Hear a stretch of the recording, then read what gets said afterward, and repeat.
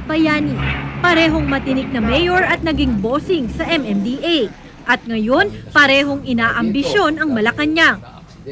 Sa lahat yata ng kakandidato sa 2010, si BF na ang pinaka-excited. Nangalap na siya ng pondo sa isang singing contest.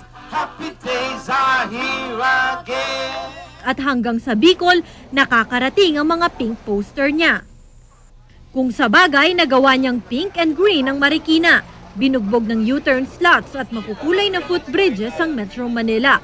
Lahat ng harang sa kalsada pinag-iinitan. Ang tawag daw dyan, political will. Si Jojo Binay naman, Rambo ng Makati. Pinagbintangan ng korupsyon pero ilang beses mang tangkaing tanggalin, matibay pa rin. Good governance daw ang bentahin niya. Leader ng oposisyon, kakulay pa ni Obama. Ang problema, walang bilibang lakas kay BF habang sobrang sikip naman sa oposisyon. Makalusot kaya ang dalawa? Bayani Fernando at Jejomar Binay. Isa na nga kaya sa kanila?